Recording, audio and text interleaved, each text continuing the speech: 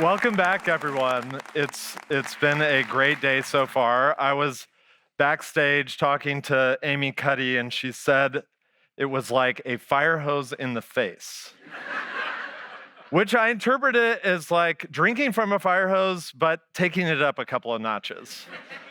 So as you can tell, we've had a little bit of pent-up things we felt like people would enjoy sharing, and we're so grateful for you to be here.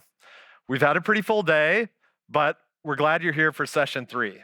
We began with well-being, thinking about how design shapes our physical and emotional health. We moved through belonging, exploring how communities find connection, meaning, and purpose. And now we arrive at flourishing, which asks how people and the planet can thrive together. Before we begin, I want to thank all of you for being here, your patience, your time, your attention that you're giving so generously. It feels increasingly rare to gather like this, to listen deeply, to exchange ideas, to imagine together. I hope you've learned something new, met someone unexpected, and found at least one idea that you will carry with you into your own work. Mass's not-so-secret dream is that today is the moment where we plant some seeds that grow into something truly historic. Ideas that grow into an initiative of significant scale. Partnerships that lead to a project that never would have otherwise existed. If you subsist only on the day's headlines, you can start to feel like the world is very grim. And there is no doubt that we have some intractable crises to deal with. But this, what is happening today, in this room, right now, is also the world.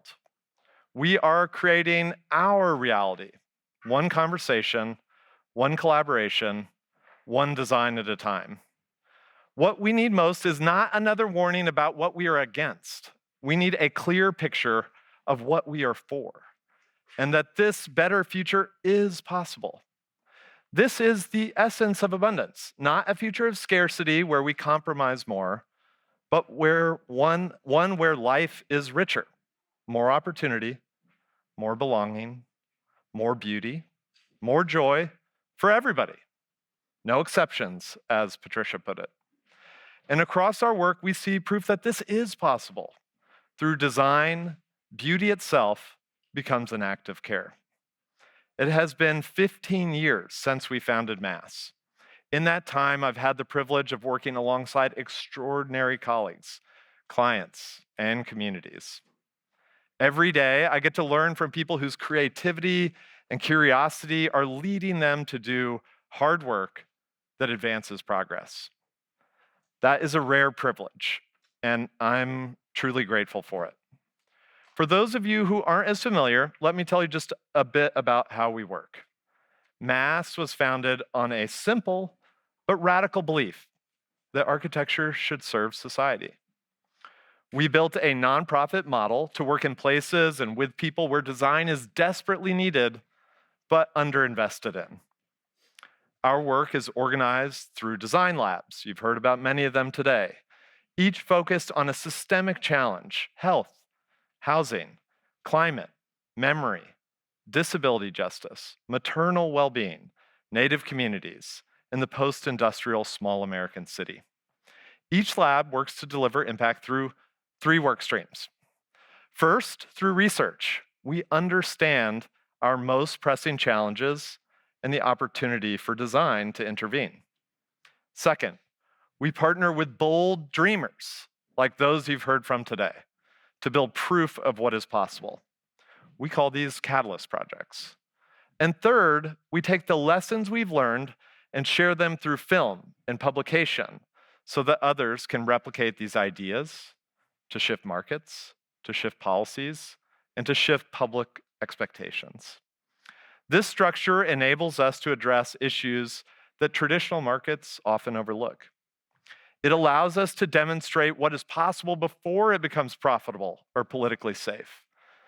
Last week, I was talking with John Fabian Witt, a Yale historian and law school professor, about the column he had written in the New York Times about his new book, The Radical Fund, how a band of visionaries and $1 million upended America. He said that in times of polarization and uncertainty, foundations and nonprofits sustain the civic and creative infrastructure of society. They can invest in long-term public goods when politics cannot. And that is what we are, together, doing here today. And that is what connects so many of you in this room. The work we do takes time. Linda Johnson talked about that when she talked about the 100-year library. Our work takes years, sometimes decades. Maybe it's measured in centuries. We often talk about that as a constraint. But what if it is actually a gift? Design is one of the few disciplines that builds across generations. What we construct today becomes the foundation for 2040 and beyond. When I returned to Rwanda earlier this year, I got to walk through the bustling Butaro Hospital campus that you saw in a film earlier. We began working there 15 years ago, and as I walked through the now lush gardens with trees we had planted with the late Dr. Paul Farmer now towering over the doctor's housing we had built, I was reminded that design is not a single act. It is a continuum of care. We plant ideas that others will nurture long after we leave. So I want you to take a moment and imagine we're in 2040, and the ideas and dreams you've heard today have become a reality. The Moving Windmills campus in Malawi is showing how design can cultivate both ecological and social flourishing.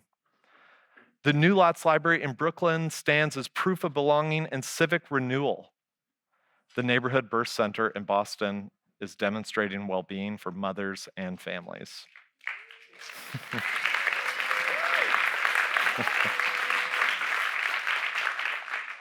Delivering beauty is part of that promise.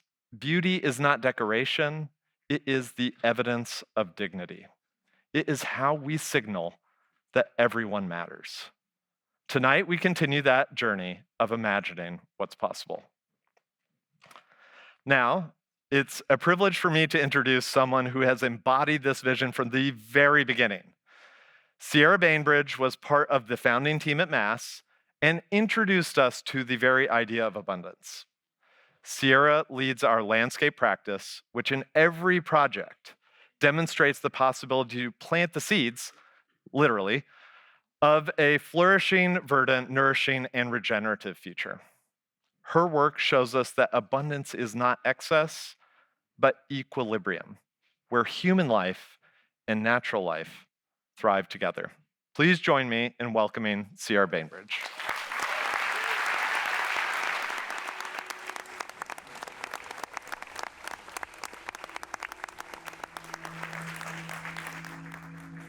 I've, as a landscape architect, been so excited to hear about seeds all night long. It's been fantastic. I love this.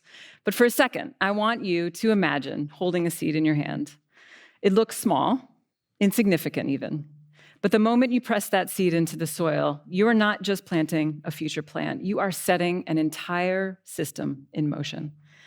Moisture gathers. Fungi awaken underground. Microbes begin their work. Roots anchor and filter. Leaves emerge, pulling carbon from the air, shading the ground, slowing the flow of water. Insects arrive. Birds follow. Mammals find food and shelter. And slowly we benefit in ways we rarely notice. Cleaner air, richer soil, steadier climate, deeper connection to place. A single seed sets in motion a cascade of interconnections, hydrology, biology, microbiology, climate, and directly supports our own health, physical, mental, communal, societal. But when we sever ourselves from this interdependence, when we design as though we stand apart from nature, we lose those connections. We don't just harm ecosystems, we harm ourselves. This is not just poetic thinking. There are big thinkers with big frameworks who've helped us to understand the forces at play today. Donella Meadows, systems thinker and co-author of Limits to Growth, connected economics and growth theory to planetary capacity. She showed us that the Earth functions as a complex, interdependent system where small, well-placed interventions can ripple outward and transform the whole. She called these tipping points, moments when ecological or societal systems suddenly shift into new states of balance or collapse. Half a century later, we are living in what she foresaw. But she also offered hope. Her work reminds us that understanding these tipping points gives us agency. She wrote, "The most powerful leverage point in a system is to change the paradigm out of which the system arises." At the Butaro Hospital, Dr. Paul Farmer, a fellow gardener for a long time, gave us our first leverage point and helped us to enable a paradigm shift in design. This is the idea of accompaniment. He describes this as walking with the patient, sticking with a task until they deem it complete, not when we do. That idea of proximity, listening, and shared responsibility has shaped everything we've done since. Lately, I've been wondering, what if we expand that thinking? What if we not only accompany communities, but also the natural world? How do we recognize the extent to which we've marginalized nature and begin to repair that relationship? What if we not only accompany humans, but the more than human world? We're testing what that looks like in practice. In Lima, in the Democratic Republic of Congo, we were asked to build a school, but the project became so much more. We found beautiful craft in the tiny villages throughout an extremely rural landscape, so far removed that it takes 3 days of travel and 6 hours on the back of a motorcycle. Clearly, importing materials was not an option. This very condition forced us to understand how the intelligence and skill of carpenters, masons, weavers, and elders could help us build this new community asset from materials within walking distance. The masons taught us that termite mounds were the best source of adobe because termites have perfected how to add plasticity through digestion to soil over thousands of years. Using local rules of harvest, we learned how much we could take without harming the colony. Working with engineers, we added a locally harvested oil that made the blocks 20% more durable. The school became a proof point. When design listens deeply to context, it can regenerate both community and ecology. We carried that learning into the Rwanda Institute of Conservation Agriculture, RICA, where a campus was designed not just to house classrooms, but to embody regenerative agriculture itself. Over the last 30 years, the population growth and expanding farmland have cleared Rwanda's wetlands and hillsides faster than they can regenerate. And yet, during the same period, we've learned that healthy ecologies in proximity to agriculture increase yields by as much as 40%. The question we faced was urgent. How can each field support as many people without destroying the ecological systems that enrich it? Here's what's so exciting about this project. It starts to repair something that we've dangerously undone throughout the world. We've separated agriculture from ecology, treating food production and natural systems as if they were unrelated. It's crazy. It's a crazy idea to think that these two things don't have something very deeply to do with each other. That divide has deepened food insecurity. It has pushed us towards chemical fertilizers, further depleted our soils and waters. Let's dig into that for a second. Agriculture is how we use the fertility of the land to grow food. Ecology is the natural state of the landscape where beautiful and critical systems make that land fertile. They were never meant to be apart. The health of one depends entirely on the health of the other. This is One Health, the idea that human, animal, and ecological health are inseparable. At RICA, you see that everywhere you turn. We organize the campus so that clean water, healthy soils, and intact habitats are as central to productivity as classrooms or crops. Students move through a living model of regeneration where the health of people and the planet are one. Each building extends the intelligence of the landscape, catching rainwater, drawing breezes, and built from local stone, soil, and timber. Constructed by Rwandan cooperatives using low-carbon renewable materials, the campus became both infrastructure and education, proof that beauty, equity, and ecology can emerge from the same act of making. The campus now functions as farm, nursery, arboretum, watershed, and habitat, and education in abundance. But for me, one of the most exciting examples came at the Ellen DeGeneres campus of the Dian Fossey Gorilla Fund. Here we are asking, what could a single degraded plot of land be, how could that become a campus that could actually proliferate biodiversity? To figure this out, we worked alongside primatologists and biologists and botanists who knew the forest like family. We combed through hundreds of species from 5 ecologies that silverback gorillas rely on for their food and their shelter. And from that list, we identified 120 framework species, those first anchors of life that could jumpstart restoration, inviting birds, small mammals to carry the rest of the seeds. With the community, we identified and collected specimens of each of these plants, some from within the park and some from intact forests in the region. And from these, we propagated and planted over 250,000 plants on the site. But the best part was Nsei's scientific skepticism. Though he's a biodiversity researcher, he still doubted that such a small plot, only 12 acres, could yield any measurable biodiversity gain. But as scientists do, Fossey's team immediately began measuring the minute we stopped planting. And they continue today. The campus has become a training ground for conservation scientists who also measure and count the biodiversity in forests of Congo, Uganda, and Rwanda. 18 months later, Nsei Deo and the entire team were convinced. 52 bird species, small mammals, endemic amphibians had returned, including some of the rarest, and 95% of the plants are still intact. Like our McKinnon shrike, this is a highland forest species, but is rarely seen outside the intact forest corridors. The fact that it came back to our site was proof that things were working out. Birds, pollinators, and plants returned faster than anyone expected. What was once barren became a thriving ecosystem. This was the proof we've been waiting for. That regeneration doesn't take centuries. It can happen in far less than 1/10 of the time it took to degrade.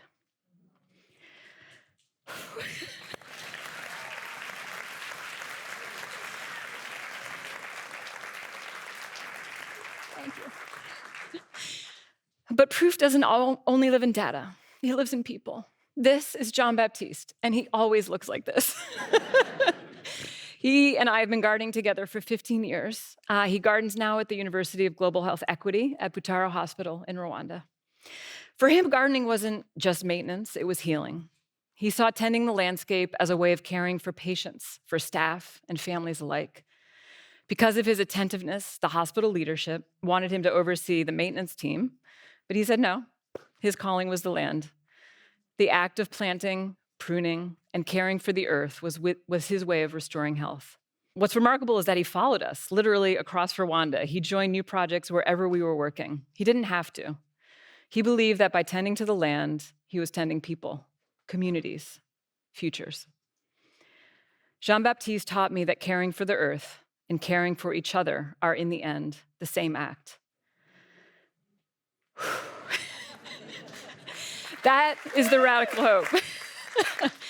Design is not about minimizing harm. It is about maximizing abundance. Every time we put a seed in the ground, every time we design with humility and imagination, every time someone like Jean-Baptiste tends the landscape, we are dreaming the world that we want into existence. This is how we cultivate hope, through stories of proof, through evidence of repair, through the reminder that healing is possible. In the race to address the climate and nature crisis, we are not powerless. Each of us, scientist, builder, storyteller, citizen, has a role to play. We each have levers to pull. We can be the planters of systems, the cultivators of new paradigms, and, if we choose, the designers of a more abundant world. Thank you.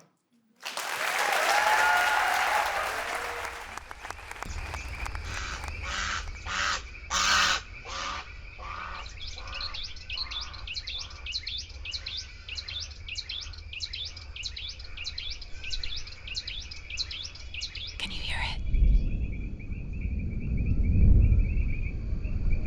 These 12 acres at Volcanoes National Park's edge have become a model that demonstrates how biodiversity can return, not in centuries, but in seasons. In Rwanda, this forest once ran unbroken.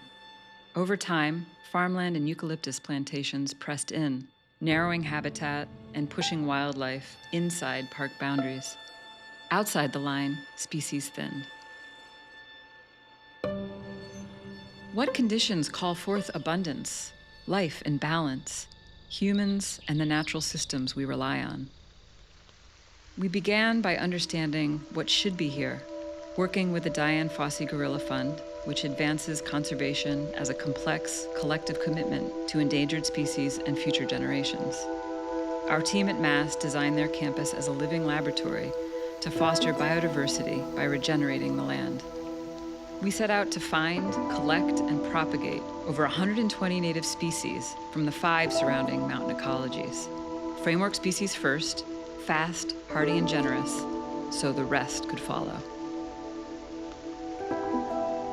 There were no nurseries for these plants, so we built the flows of care from scratch, sourcing cuttings and seed and turning the nursery into a test kitchen for what works. Community members were invited to help, given field guides, growing conditions, and images to aid the search, which expanded from the site outwards. The result? Over 300,000 native plants were propagated and the subsequent planting completed within 6 months. 2 years on, more than 95% of the plants continue to thrive. But the real innovation wasn't just what we grew, it's how. The nursery fed a seed bank of species, methods, and training. This isn't about fencing people out, it's about inviting livelihoods in, from community propagation and planting to stewardship that fits farming. Regeneration here means human presence, but with different intent. Restoration only scales if people can do it close to home, with their tools, in their language. We built durable structures from local volcanic stone, surfaces that living systems can claim. Walls become trellis and shade, roofs sprout. Architecture serves as an ally to habitat. Water systems are quietly choreographed to slow, soak, and clean, supporting plants first, infrastructure second. It's a holistic lesson that stays simple. Life creates conditions conducive to life. Since completion, the Fossey Fund and its research partners have monitored the site to understand biodiversity response. Within months, native fauna returned. Researchers documented 52 bird species, rising complexity in calls, rhythms, and song. And we've only just begun. These aren't just signs of recovery, they're a blueprint. To meet our moment, we must design the links between the built and the grown. Worldwide, we have to restore faster than we've harmed. This is possible with science anyone can use and with communities rooted in place.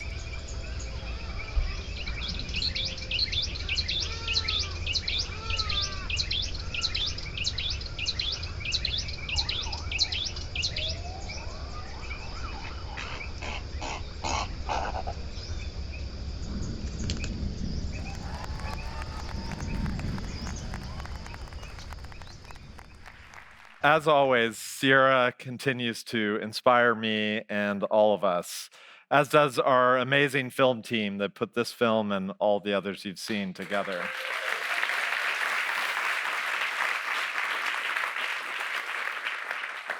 The idea that a truly beautiful place could invite us to see one another with dignity and to imagine a shared future rooted in care.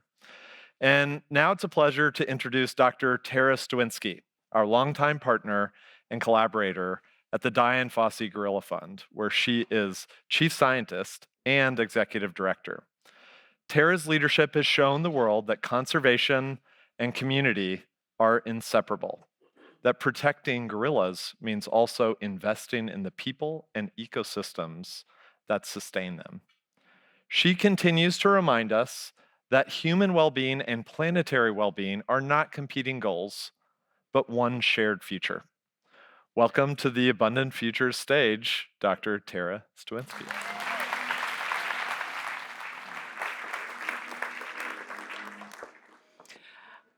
For most of my life, architecture, design, and building weren't a part of my vocabulary. I had never really thought much about the impact that the built space could have, but then a treehouse changed everything. These are my daughters and one of their favorite childhood spots. It was the brainchild of my husband, Andy, who, ever the optimist, thought he could build it himself despite not having done anything like that before.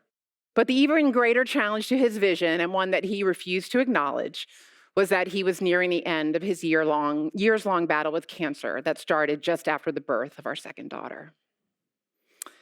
The week after my husband's passing, our friends and neighbors took his vision and built what I can only describe as the world's most bougie treehouse. It was a creation built out of love and purpose, and I watched in humble awe as what had been a few lines hastily sketched on a paper a month before transformed into something profound through the hands of so many working collectively. This was the first time that I had experienced the power of community coming together to create a truly transformational space. You see, since childhood, my passion wasn't for the built environment, but was for animals of all shapes and sizes.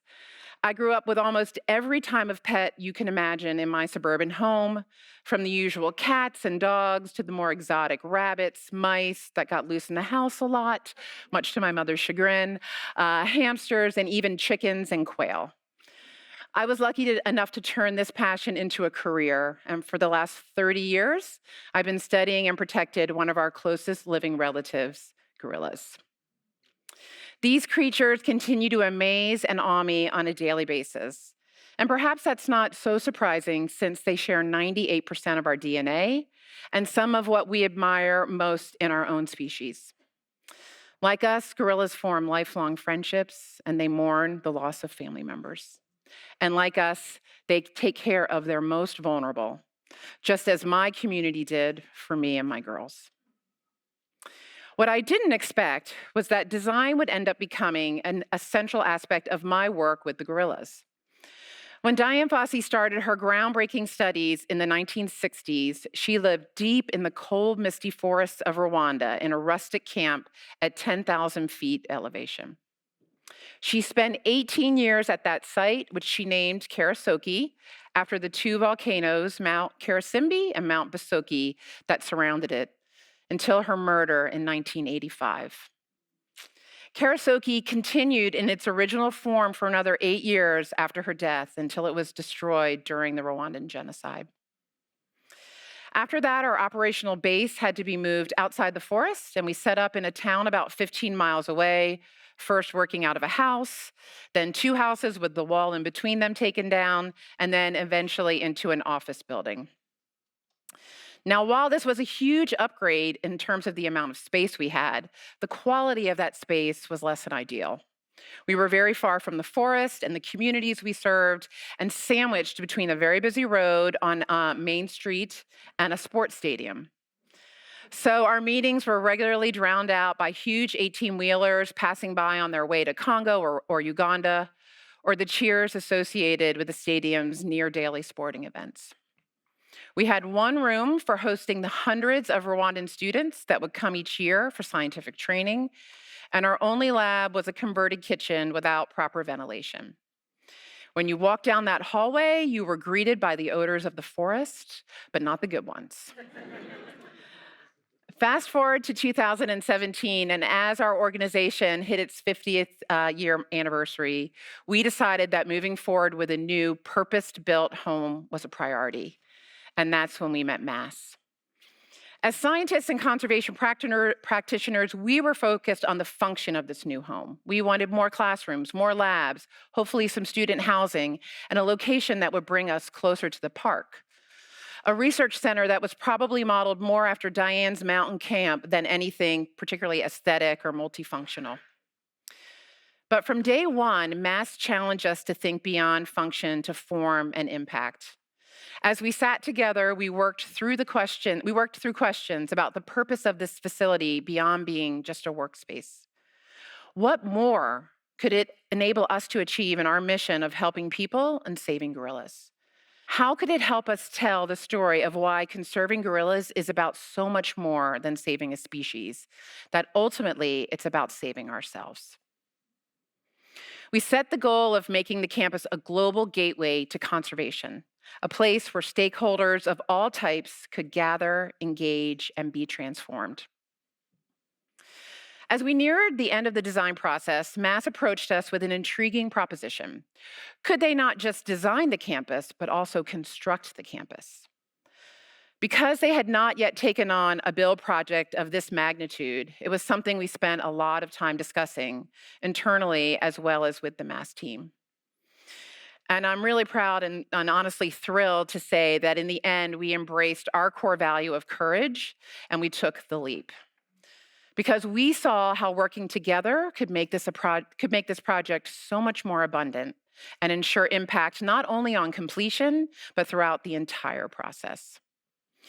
We set and achieved our lofty aspirations together, maximizing local impact through the creations of thousands of jobs and infusing over $13 million into the Rwandan economy, providing more than 530 critical skills trainings that would serve the employees long after they finished on the project, promoting equity by committing to female leadership and workforce participation. And as you've seen so beautifully in Sierra's talk in the video, restoring biodiversity through planting more than 250,000 native plants. Now, I know I'm a bit biased, but I have to say that the result is truly spectacular. It's a gorgeous, gorgeous campus that we are so honored has been recognized with multiple design awards. And we've traded the noises and views of our concrete jungle office building for a real jungle, surrounded by the sounds of frogs and birds, with views of the stunning Virunga volcanoes that we are working so hard to save as our inspiration and backdrop. It's transformed our work, providing us with the space to collaborate, convene, train, and lean into the communities that surround the park. But perhaps the most surprising result, at least for me, was how it has transformed the perception of conservation and its value. The campus has become a national and international destination, welcoming more than 120,000 visitors since its opening in 2022. As a reference point, at our previous facility, we had maxed out at 7,000 visitors a year. Every single visit is an opportunity to inspire curiosity, ignite passion, and educate about the importance of our natural world. As we become increasingly removed from nature and the twin crises of biodiversity loss and climate change loom larger every single day, the chance to showcase the power and value of conservation has never been more important.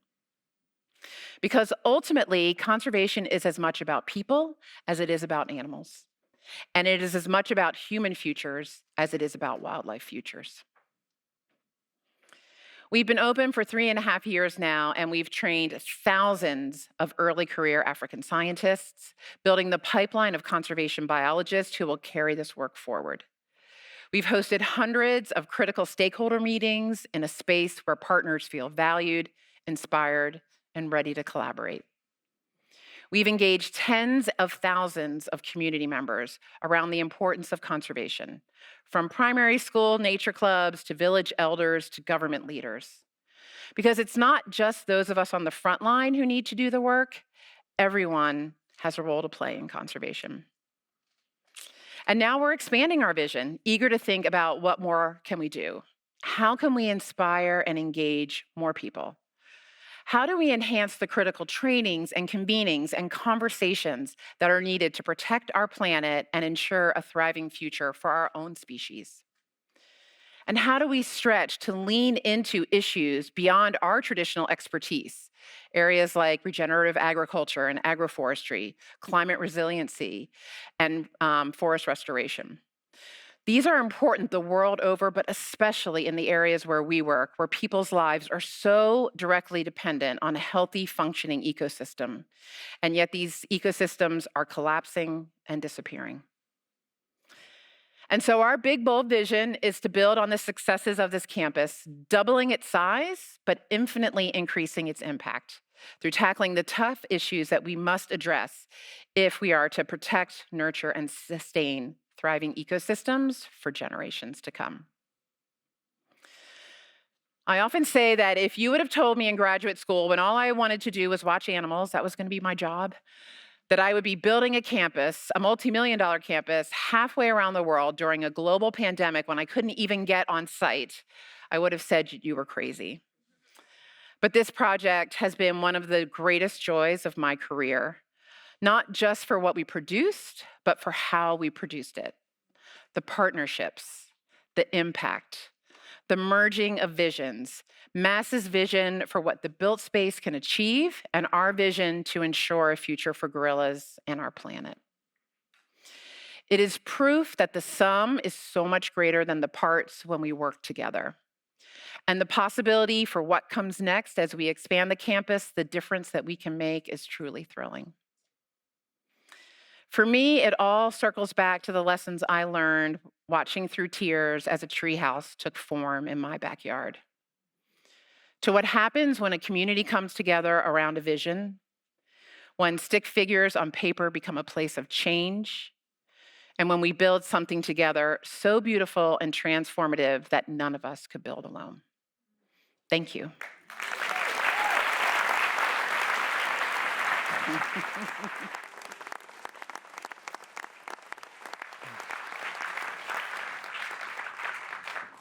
Thank you so much, Tara. As Tara said, the future of biodiversity and the future of humanity are intertwined. We've gone up to the planetary scale, and now we're going to come back and stitch it all together with our next group. I'm grateful to be able to welcome Sarah Elizabeth Lewis and Deborah Berke for this next conversation. Sarah is someone I've had the privilege to know while teaching at Yale during her tenure as ongoing dean, where she has guided a generation of architects to see design as a force for positive impact. And Sarah has been a friend of Mass for many years, a scholar and cultural leader whose vision and justice project has inspired us and many others to see how art and representation shape culture. Together, they'll explore how creativity and design can help us build a more just and more beautiful world. Please welcome Deborah Berke and Sarah Lewis.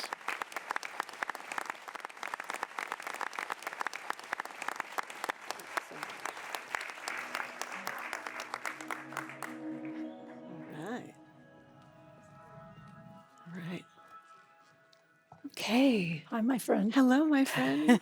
Oh, this is We actually are friends. We really are and have been for some time. It's a privilege to be here with you, Deborah. Likewise, Sarah. And I want to thank all the hands that had anything to do with putting this extraordinary event together. Thank you, thank you, thank you. Mass, ICA, the larger community beyond. We've been invited to have a chance to reflect on critical issues of the day. The starting point for us both in this conversation is the way in which Mass inspired us to think anew about the work of the built environment and the way in which it can define who counts and who belongs in American life. We'll both reflect on Mass. Shall I begin? Please start. Okay. One of the ways that I came to Boston here was at the invitation of Harvard to join the faculty to teach. And my first course became entitled Vision and Justice. It's a course that looks at the work of representation, the built environment, culture, images, for representational democracy through the vantage point of the founding of the country to the current day. And I found early on that the work of Mass, namely through the creation of, I would say, the most important monument of the 21st century, the Equal Justice Initiative National Memorial to Peace and Justice. Yes, we need some claps for this.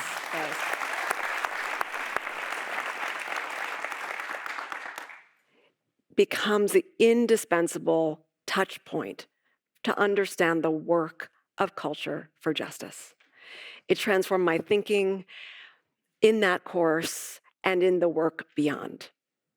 I was introduced to the project via Michael Murphy, who introduced me to the larger team at Mass, who I'm so thrilled to know now, and Alan Ricks and all of his colleagues. And going to the site in Montgomery gave me the experience of seeing the way that the civic landscape is a proxy for how power and race and justice have operated in the United States. And we'll speak more about this.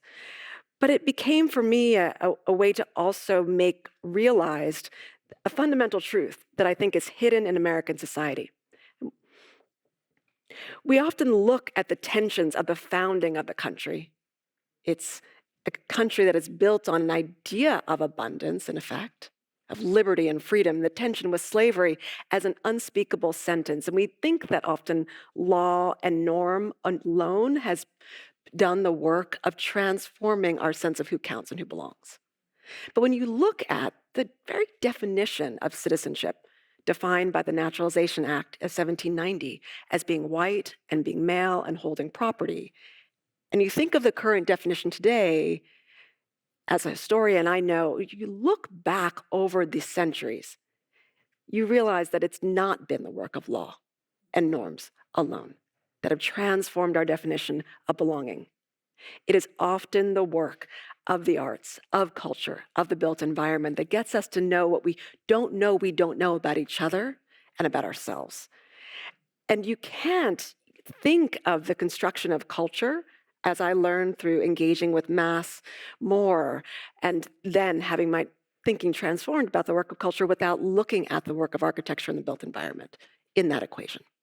So I'm eager to hear how mass transformed your thinking too. So thinking about exactly this, I went to Mass's website this morning, and the reason I have a piece of paper in front of me is I didn't want to misquote. Yeah. They say, we believe beauty is essential. It is a measure of justice. Yeah. Beauty inspires connection, fosters belonging, and elevates the human experience. In a world where design has too often deepened inequities, beauty becomes a radical act. We understand beauty as the physical expression of value. Beautiful spaces signal that people matter. Now, mass design actually practices this, as everybody has heard today through the projects and as the project you just mentioned. And I would say I'd like to give a tiny shout out to Alan, and I know you don't like being the center of attention, Alan, but I got to know you because you are also capable of teaching this. So I invited you to Yale because you could teach the students to listen, to respect communities, to work through materials in detail and program, to build buildings. Not only did the students learn and flourish, but the people who would use these buildings would also learn and flourish. So to Alan as well, and to Mass Design, I share Sarah's thanks. Yes, yes, thank you, Alan, thank you. Yeah. So I have come to know Deborah in my life before coming to Harvard and have long admired your work as an architect. And I want to now think about your role also as dean and how teaching and working with mass has made you think anew about the intersection between the built environment and justice in the United States. So I have spoken for a long time using the expression built environment, social justice. I think that expression has fallen a little out of favor. Yeah. I've decided I'm going to use it till we don't need to use it anymore. I hope that comes soon. What does built environment, social justice mean?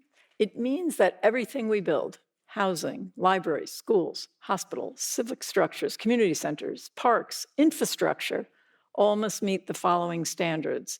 And these are our current minimal standards are not acceptable.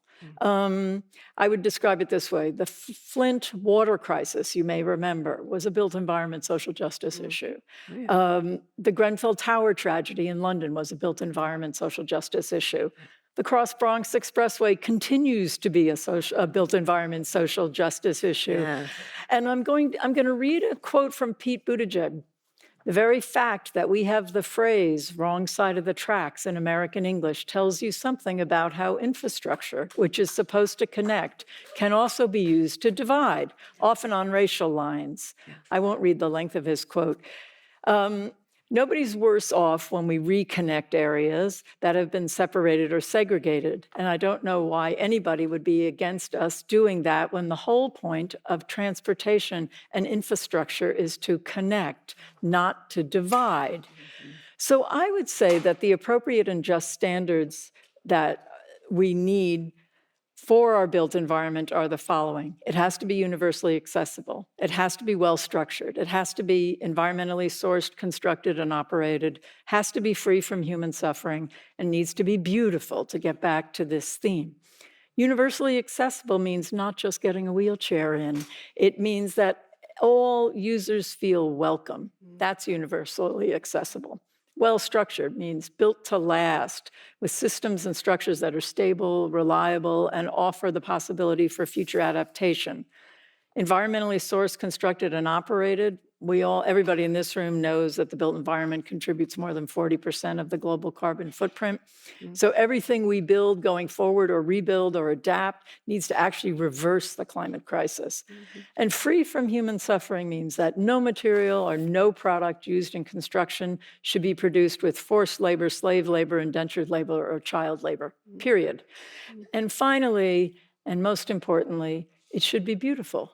Because access to beauty should not be reserved solely for the rich. Every street a person walks down, every park their children play in, every school their child goes to, every community center their grandmother sits in with her friends should be beautiful, because to delight in one's surroundings is a universal right. So I look today, I was a huge fan when I was a young architect of Max Bond, a wonderful African-American architect in New York who, over the course of his career, served as chair of architecture at Columbia, dean at the architecture school at CCNY, served on the New York City Planning Commission, and interestingly enough, was a cousin of Julian Bond. And he said, and Sarah, I think this really relates to your work, architecture inevitably involves all the larger issues of society. Indeed it does. I'm so moved by your comments, especially about the sieve of beauty as a means to understand what we deserve, the dignity of place as a means of reflecting how we honor human life. You know, I hadn't thought of this as a way to continue the conversation, but I came to this work in part because my father trained as an architect. I didn't know that. I didn't think I'd ever mentioned that to you. And he trained as an architect. He worked in the Peace Corps and traveled to Peru, other sites, helping create dignity in place through that training. And he didn't go on in that pursuit for various reasons, but he always instilled in me an understanding of the power of the built environment for how it is that you understand yourself. I had a grandfather who had an experience that conditioned me to think about the power of the arts for justice that I've spoken about. But your discussion about beauty made me go through my files here, as you're seeing, to pull something up that's moved me recently. One of the landmark leaders that's, I think, central for this conversation about the built environment, beauty, and justice is W.B. Du Bois. Spent time here, obviously, in Boston. And as I walk by the home he lived in off of Harvard's campus, because he wasn't welcome there, I think of generation time. I think of what he lived through, Woodrow Wilson's regime, instantiating segregation through the means in which we can and cannot move through spaces, and then the Harlem Renaissance, right, and beyond. And he delivers this speech about the importance of beauty for justice that I've just pulled up for my students and read from last week at the Du Bois Medal ceremony at Harvard. And he says a few things that I think are important to lay on the table. He begins by asking the audience that's gathered, it's then delivered as a speech, what do we want? And this is a period in 1926 of deep racial contestation. So he's saying, what is the thing we're after? And he goes on, he says, we want to be Americans, full-fledged Americans with the rights of other American citizens, but is that all? And he goes on and he says, even as you visualize these ideals of things you want, you know that's not really what you want. He says, after all, who shall describe beauty? What is it? Who shall let this world be beautiful? And he goes on, and he then says, anticipating the doubt in the crowd, what has this beauty to do with the world? What has beauty to do with truth and goodness, with the facts of the world? And he goes on, and I invite you to read this. It's readily available online, The Criteria of Negro Art. But he describes this indispensable relationship between beauty and the ideals we hold for ourselves reflected in the world around us, and truth and justice and representation. And it goes on to become the mission statement for much of what comes out of the Harlem Renaissance. So I think of this as he's also describing in The Souls of Black Folk, the way in which dilapidated homes, right, in the Southern Belt convey a disregard, right, for Black life, for human life. Exactly. So we have in this conversation so many thinkers who have used the touchstone of beauty and the built environment as a means to advocate for what laws fail to do, what norms fail to do, right? Which is to convey how we must better take care of each other and ourselves in society. So, Du Bois, thank you for the model you've set with this. The framework of beauty, though, is one that we can't let, I think, be controlled by the Kants of the world, by those who are thinking about it in that context. It is central for our conversations today about belonging and who counts. One figure I want to bring into the conversation as we close is another leader, John Lewis. At the end of his life, he wanted to do one thing mainly, which is to be able to see the paved road that states Black Lives Matter as a mural fronting the White House, right? And what he is asking with that act, I think, is so fundamental to the work of the built environment, which is to say, what is the work required to claim the ground? You know, we claim it through the work of the built environment. We claim it through the narratives that culture defines for us.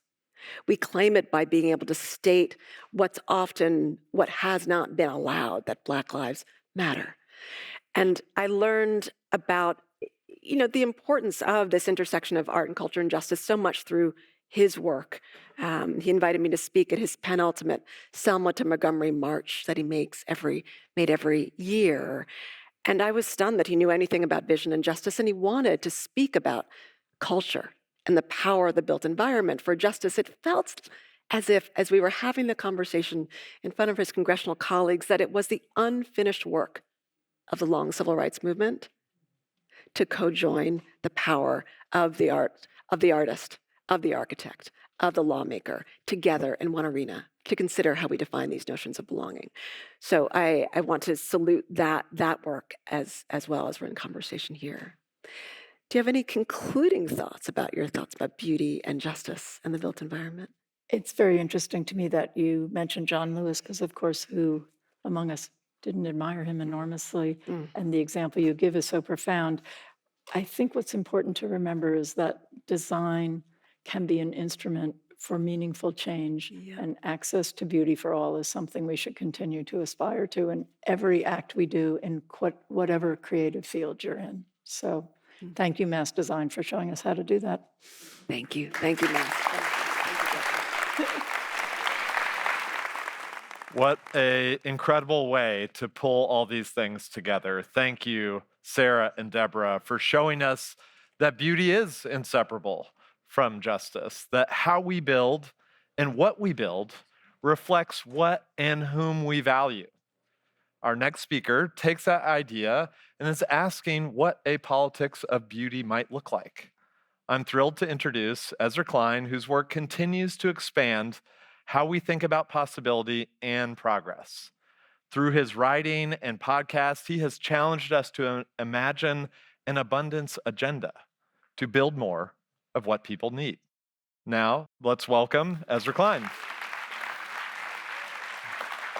All right. Thank you all so much for having me. I will say that even for me, this is a lot of hearing the word abundant in a day. All right. I've got 14 minutes, which for a podcaster means I can say functionally nothing. So I'm going to try to use my time well. I want to tell you something about the past. I want to tell you something about the present. I want to say something about the future. So I wrote this book, Abundance, along with my co-author, Derek Thompson. And Abundance is a book about why it became so hard for liberals to build. Why in the place where liberalism has power has become so hard to make things. And when you dig into it, and this is really one of the first times I've been able to talk about this thread of the book, you find a rupture over beauty.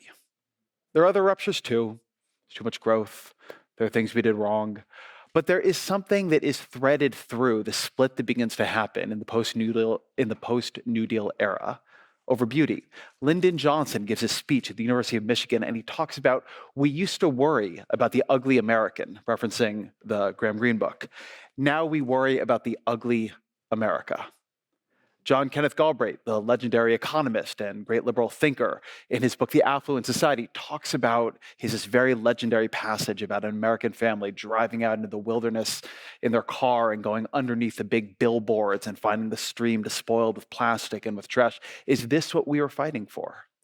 Is this what all of our affluence was meant to buy us? The term ticky-tacky comes from a satirical song, or at least a negative song, about Daly City, 25 minutes south of San Francisco, where I used to live, and how everything just looked the same. Part of the backlash to the post-New Deal growth, the growth that liberalism created, the growth that liberalism built itself on in this country, was that people looked around and they felt the country become ugly. They felt the forests were going away, the streams were despoiled, the homes were uglier. And so this rupture happens.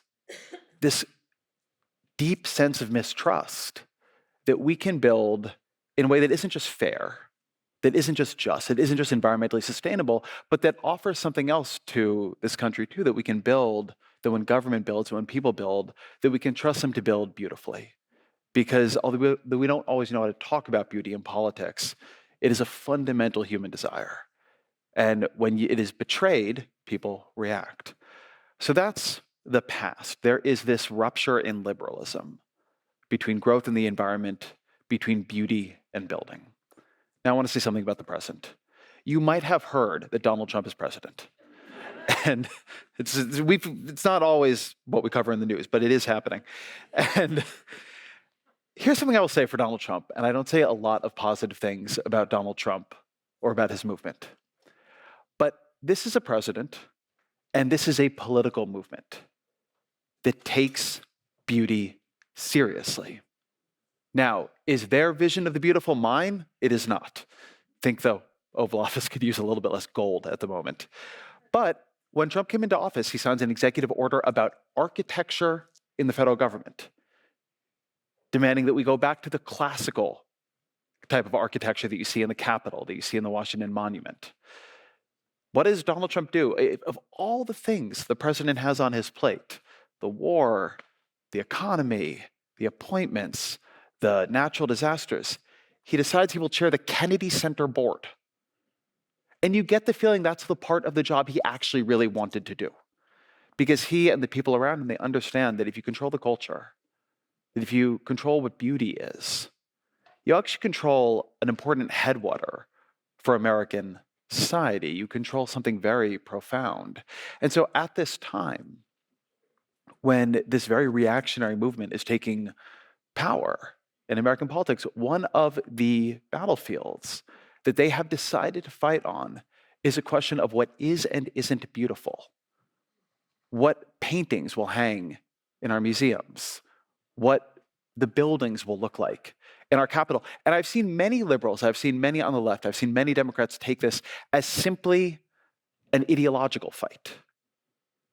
The paintings they want are just the ones that tell their version of history. That's partially true. It's not completely without merit.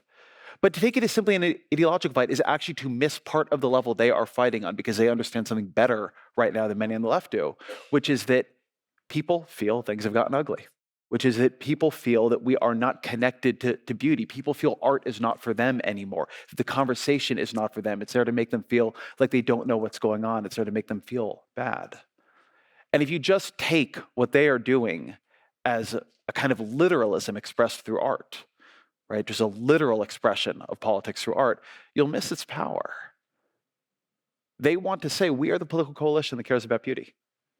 We are the political coalition that reaches back into our history for what was beautiful and brings it into the present. We're the political coalition that hasn't forgotten why you love to drive around the National Mall, why you like to go to these museums.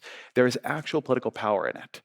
And it leads to this question I've had, which is, why did we let go of that political power? Nobody would say that the left doesn't care about culture. If anything, the critique was the left is too much hegemony over culture. Nobody would say the left didn't have enough people working in Hollywood, didn't have enough of the share of America's artists. But something happened.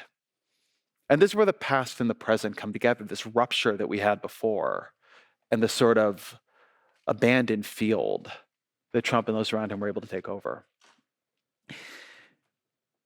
There's a book that the Harvard professor Michael Sandel wrote, I think it was back in the 90s. I just started reading it recently, though, called Democracy and Its Discontents.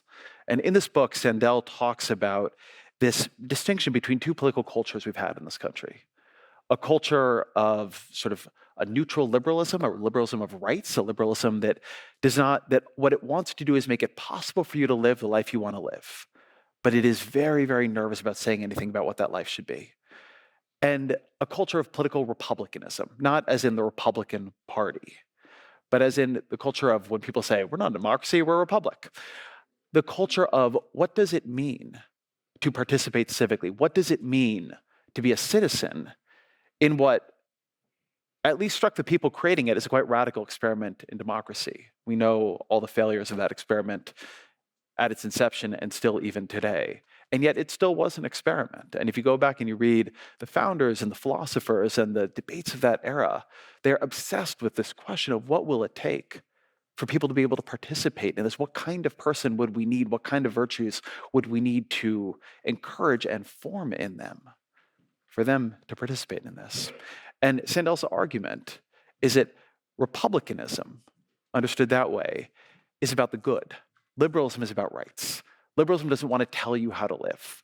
Republicanism is exactly about telling you how to live, not in every detail, but in terms of virtues, in terms of certain approaches to life.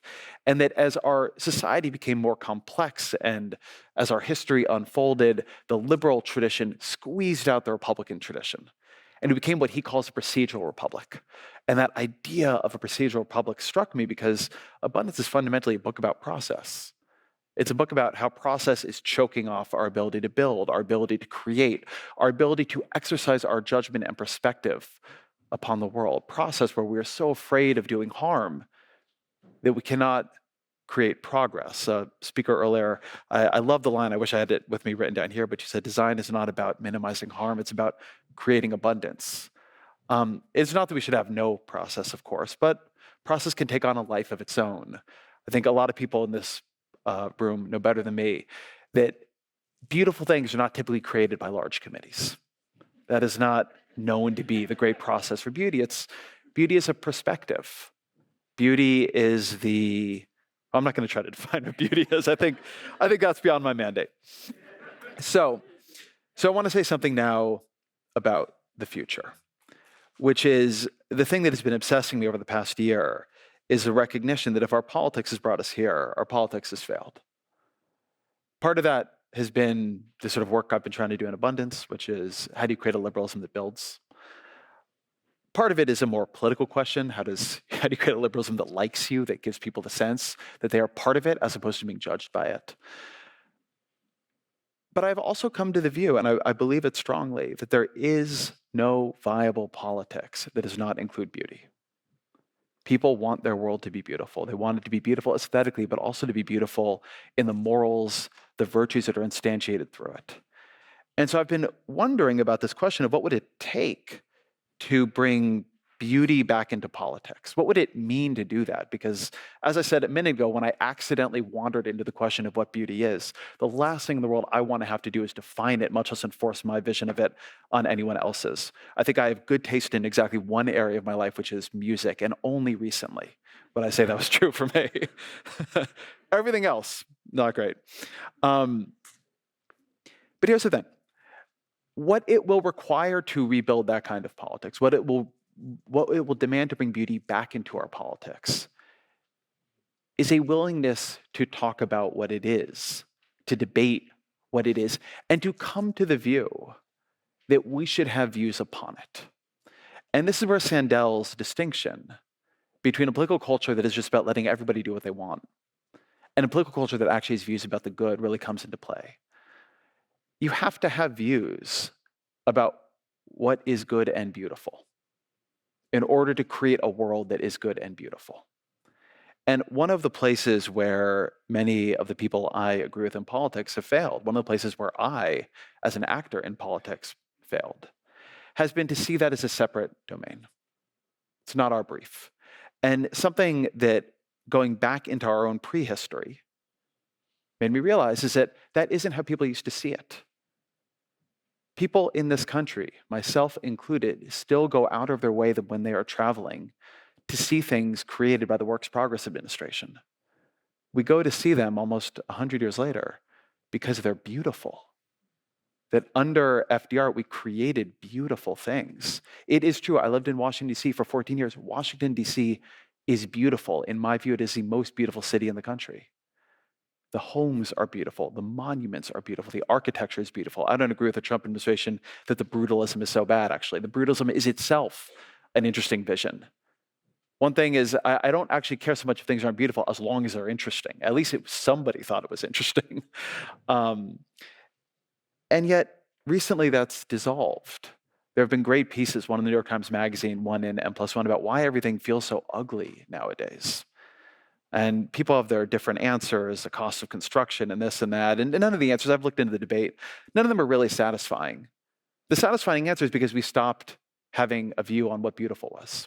And so we stopped demanding that that was part of what we build. We stopped demanding that publicly. We stopped demanding it privately. And so it is a profound challenge of the many challenges that this administration, this reactionary movement in politics is posing, a challenge to what it means to belong. Philosophically, what does it mean to belong to this country? A challenge of what our citizenship is. Are we a creedal nation? Are we a blood and soil nation? These are all challenges I think we understand are being posed. But as I talk to young people on campuses, as I see what is dominating our culture, I think we're missing another challenge, which is what is beautiful? What is our view of that? I'm not going to try to solve it here. What I'm going to say is that that is part of the project now because people are hungering for it. And one reason that a political movement that many of us identify with, many of us think is on the side of justice and on the side of the good, one reason it failed. One reason it failed is because it didn't know how to engage this argument. That at its top levels, it didn't want to decide. And beneath that, it then began to lose inspiration. It had a lot of ideas about what was moral, but not a lot of ideas about what is beautiful. And in so doing, it left a certain kind of hunger unfilled. And I've seen the appetite with which young people are clinging on to movements that at least seem to have some kind of canon to offer them, some kind of opinion about what this is. I'm not myself very religious, but the idea that beauty is when your soul recognizes something that is closer to the divine, that beauty is a way of attuning to a nearness to God, that inspires me despite the lack of the belief at the thing underlying it. And so I think this has been a challenge for people in my work, but people here, that it is not that all beauty should be decided about by politics. That would be a mistake. But we cannot have a politics devoid of beauty. We cannot have a politics afraid of having a view about what is beautiful. Because a politics that is not beautiful is a politics nobody wants. An abundance that is not beautiful is an abundance nobody will allow you to build. Thank you.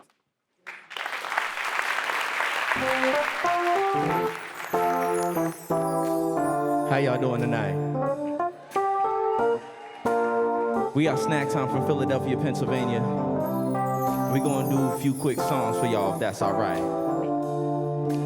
If I just sat down for a minute, I'm not sure that I could get myself up. Every day I push myself to the limit. How much can I give until it's enough? 9 p.m. Just walked on the stage. Oh Lord, yeah. I try to recall why I do this again.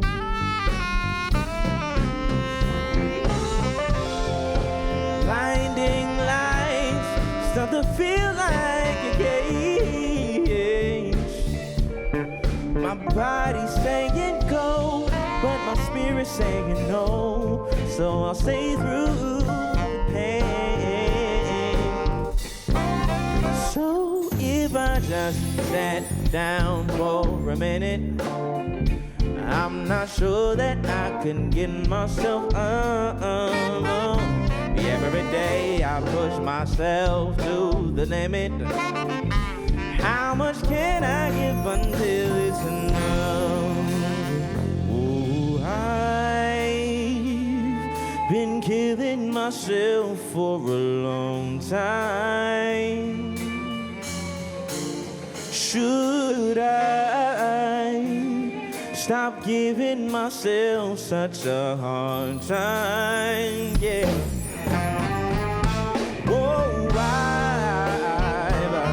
been killing myself for a long time, yeah. So I'll give myself a break in the meantime. Come on!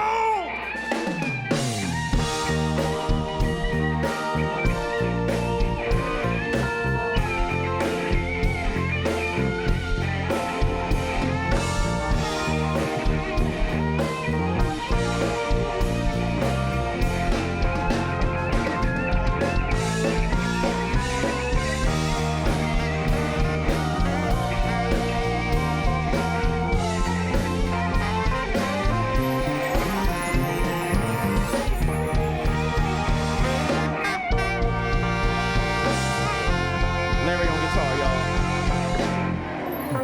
So if I just sat down for a minute, yes, I'm sure that I can get myself up. Every day I push myself to the limit. How much can I give until it's enough?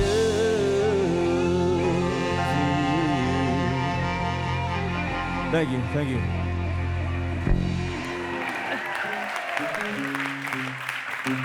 All right, we're going to take a short break, and then we'll be back for session 400 after this. Thanks, everybody. Nashira described what I think many of you maybe felt as you arrived today. She said, I live in a constant state of dissonance between the world that is and the world as I believe it can be. And then she spoke about holding that dissonance, optimism, and realism at once. And today we've heard many arguments for framing beauty as the language of respect or dignity in public life that we can create together. But to kick us off, Reggie referred to us gathered here and online as the citizen siblings in the republic of the abundant future. Maybe that's what Ezra was talking about. So as citizen siblings, we now have some work ahead to make abundance visible. Dignity in every brick, affordability without austerity, and delivering beauty as a shared right. We just want to take a minute to thank all of our partners. We call them the dreamers, the people who are championing transformational projects that can make an abundant future real. Thank you to those of you that supported us today and are championing Mass in this work. We need more of you. We need more of you to get on board and support those that are making these projects real. And many thanks to the team who made today possible.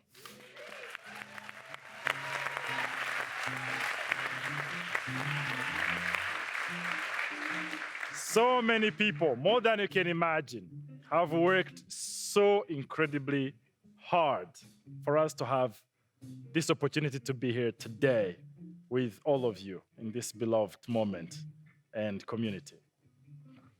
Please, when you do meet them, express gratitude to the crews making this possible.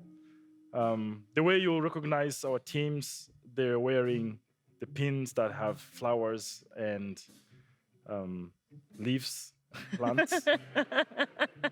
I have a flower. Because in addition to the incredible work they do on these projects, on all this work that you've seen today, they've also taken the task to make every aspect of this event run as smoothly as you've seen. And now we're going to have another performance from Snack Time, and we'll play as we head out for the party for the 400 session, as Alan just announced. Thank you all. Thank you so much.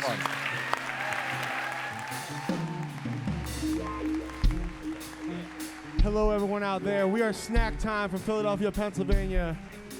And before we play this last song, I just wanted to tell you that this is a song about treating each other better and making sure that we're taking care of each other every day. And I wanted to thank you on behalf of the band for you all doing that. So thank you, and thank you to Abundant Futures.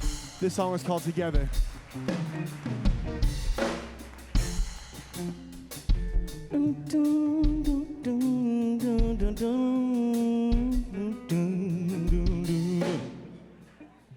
See, some days we go through the fire, and some nights are cold and dark.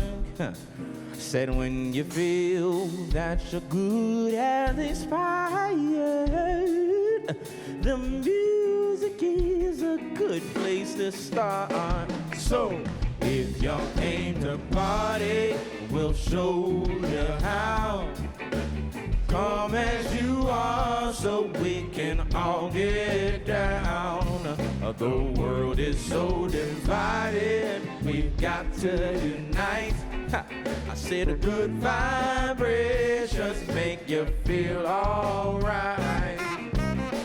Said if your ship is stuck in the ocean and there's no light to show you the way, just listen up, I'll be your guide, and I'll lead you to shore.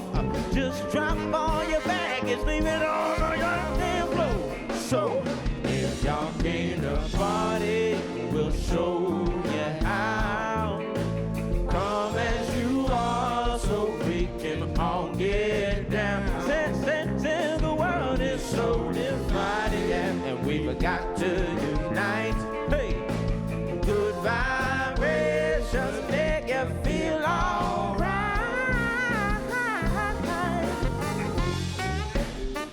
Abundant Futures, I need you all to repeat after me as loud as you can. Y'all ready? Come on. Repeat after me. I got you.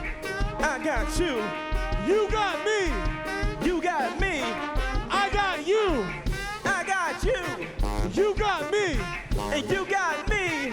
I got you. Say, I got you. And you got me. And you got me.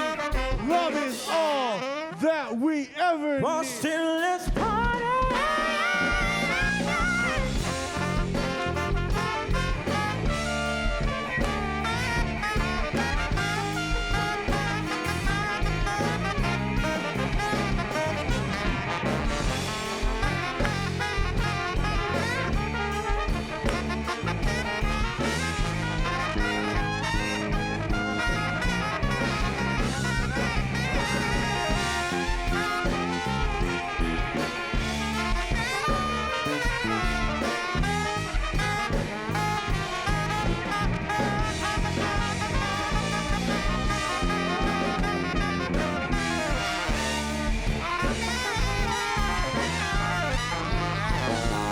If you wanna sing along, that's cool. Say, I got you, and you got me. Love is all that we'll ever need. Oh, I got you, you got me. Love is all that we'll ever need.